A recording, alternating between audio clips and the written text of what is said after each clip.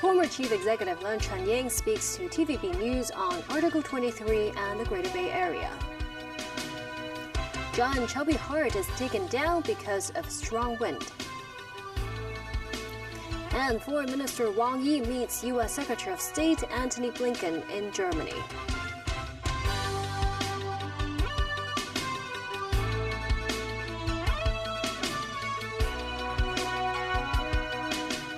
Hello and welcome to TVB News.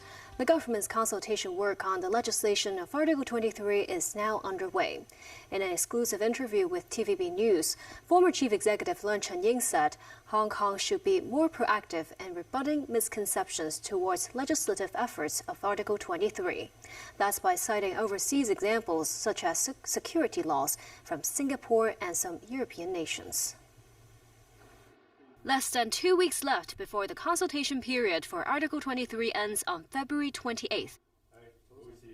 Speaking with TVB News, former Chief Executive Leung Chun-ying, who is also Vice Chairperson of the Chinese People's Political Consultative Conference, said the proposed scope of the local security law is reasonable.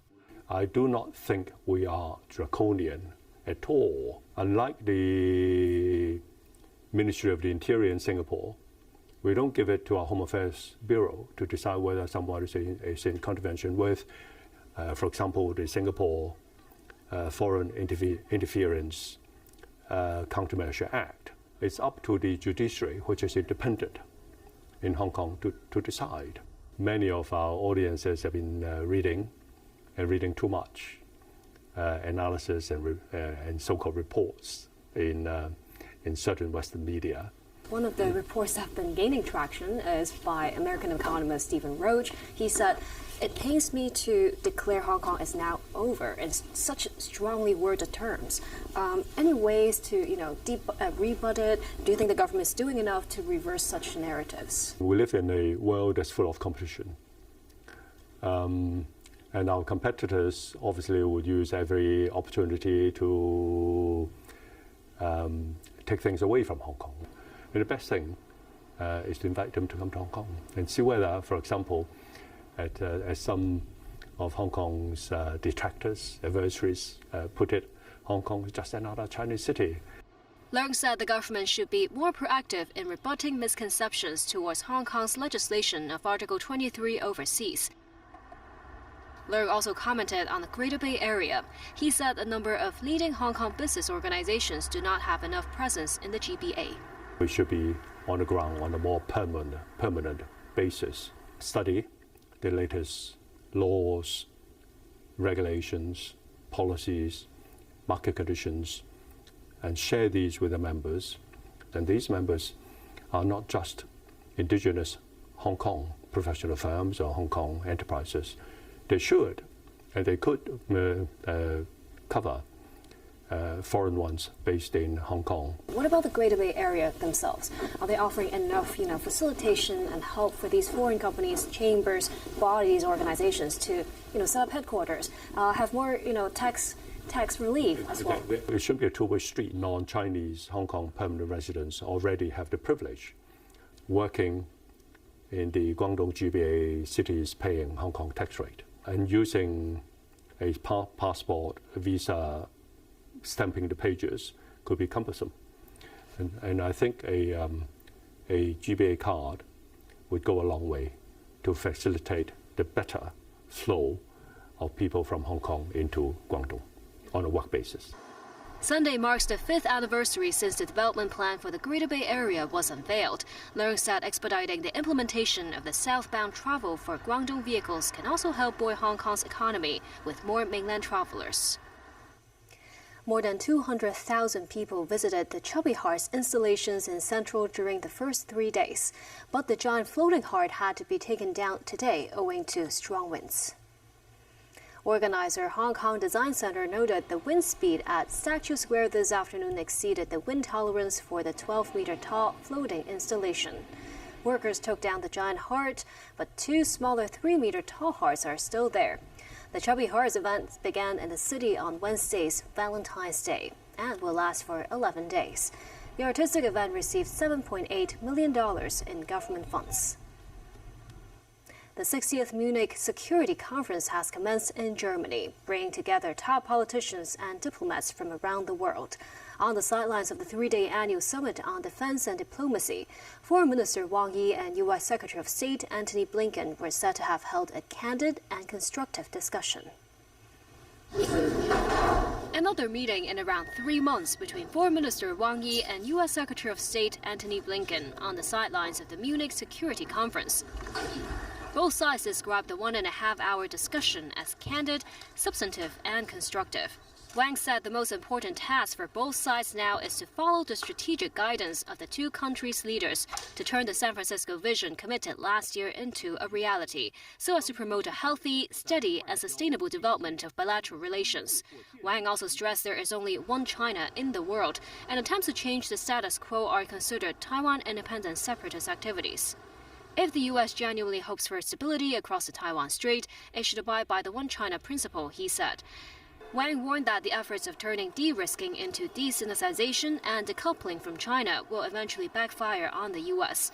Wang also called on Washington to lift unilateral sanctions against Chinese companies and individuals and not undermine China's legitimate rights to develop. On global and regional issues, the U.S. reiterated the importance of ensuring safety and stability of the Taiwan Strait and the South China Sea. Both sides also exchanged views on the situation in the Middle East and the Korean Peninsula. The talks marked the latest high-level meeting between China and the U.S. in less than a month. Professor Wang Yiwei, a director of the Center for EU Studies at Renmin University of China, said Biden's biggest challenge now is Donald Trump, not China. To win the election, Biden has to minimize diplomatic troubles and stop seeing China as an enemy, but a partner in solving problems, Wang said. He expects the two heads of state will meet again in late September during the United Nations Summit of the Future. Foreign Minister Wang Yi also held talks with British Foreign Secretary David Cameron and European Union's top diplomat Josep Borrell in Munich. Danny Rao tells us more. Foreign Minister Wang Yi met with British Foreign Secretary David Cameron on the sidelines of the Munich Security Conference. Wang told Cameron, who is a former British Prime Minister, that China and the UK, both permanent members of the UN Security Council, should enhance strategic communication and play their due roles in promoting security and maintaining peace. Wang said as the international situation is undergoing changes and instabilities with resurfacing Cold War mentality and rampant protectionism, the world faces challenges one after another. He said, therefore, China and Britain should also make joint efforts to properly handle differences and disputes and bring bilateral relations back to the right track. Cameron expressed London's willingness to jointly develop more constructive ties and handle disputes and solve problems with mutual respect. He added Britain will continue promoting cooperation in areas that serve their shared interests and expects to strengthen dialogue on renewable energy, economy and trade, as well as education. Wang also held talks with the European Union's High Representative for Foreign Affairs and Security Policy, Josep Borrell. They discussed relations between China and the EU, the conflicts in Ukraine and the Middle East, as well as Taiwan. Borrell stressed the EU's support for the One China policy remains unchanged. He invited Wang to visit Brussels to continue discussions on war and peace. Wang also met with his Mongolian counterpart, Batmong Batsetsek. Wang said China appreciates that Mongolia has placed its relations with China as a priority in its diplomacy. He said China is ready to deepen exchanges of experience on governments and fully tap the potential for cooperation with Mongolia. For her part, Batsetsek said that Mongolia cherishes the friendship with China and is ready to deepen practical cooperation in various fields. Danaral TV News. Ukrainian President Volodymyr Zelensky addressed the Munich Security Conference today. During his speech, Zelensky said Europe has become a global force since Russia's full-scale invasion almost 2 years ago. He also said that 2024 must become a time for a full restoration of a rules-based world order. There was a myth that Europe is too weak to defend itself. Instead, Europe has become a global force, overcoming dependencies on Russia. 2024 must become a time for a full restoration of a rules-based world order. Zelensky also took aim at Russian President Vladimir Putin. The Ukrainian president said Putin now has only two options ahead: to be in the dock in the International Criminal Court or to be killed by one of his accomplices who are now killing for him. The recently unveiled Munich Security Index 2024 has shed light on the mounting anxiety among Europeans as traditional and non-traditional risks continue to loom large. The index is designed to provide an in-depth understanding of how people from major countries in the world view each other and their perception of major global risks. This year's Munich Security Index gathers respondents' views on 32 different risks, including mass migration, climate change, and economic crises. Notably, respondents from G7 countries express anxiety about nearly all the risk indicators.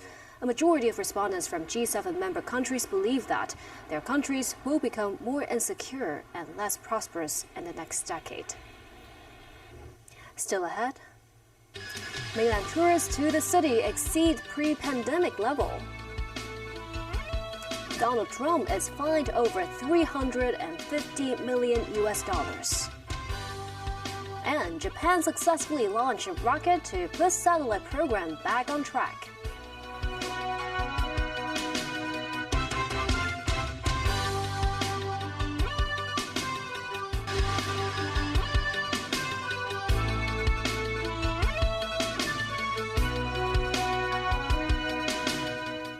Welcome back. Today marks the final day of the mainland's 8-day-long Lunar New Year holidays. An estimated 650,000 mainland tourists visited the SAR over the course of this Lunar New Year break, a figure that surpassed that of pre-pandemic times. Timothy Lee tells us more. The people flow at the West Kowloon station noticeably increased earlier today as crowds made their journey back home to the mainland. Tickets for both long and short-haul train rides were sold out. Some tourists said they had spent tens of thousands of dollars after just 4 days in Hong Kong. This visitor from Hangzhou said he came to the city to bring his children to landmarks such as Ocean Park, as well as popular locations like Bangkok. This woman from Jiangsu, meanwhile, noticed she decided to spend 2 days in Hong Kong before her transfer flight to Singapore. She praised the service sector in the SAR, adding they were very passionate. More than 3.9 million people traveled across the border over the New Year period, with mainland tourists comprising 650,000 of them. That's slightly more than the pre-pandemic figure of 640,000 in the same period in 2018. In a bid to facilitate the increased number of travelers over Chinese New Year, the Shenzhen Bay Port and its Luowu counterpart extended service hours, with operations largely smooth. This, as Chief Secretary for Administration Eric Chan emphasized, the extended service time will not become a regular measure. He stressed resources will be wasted unless the measure is implemented under the necessary circumstances. He added that visitors who do not leave the city by 3 or 4 in the morning should stay for the night. Chan noted the government is in talks with mainland authorities to allow residents from more cities to organize self-guided tours to Hong Kong. Timothy Lee, TVB News. The Housing Authority will review rents for public housing in the middle of this year. This, as Director of Housing Rosanna Law stressed, even if rents are increased, it will not exceed 10%. The public housing rent review mechanism occurs once every 2 years. Currently, the average rent for public housing is $2,200, but the rent for about 40% of flats is below $2,000.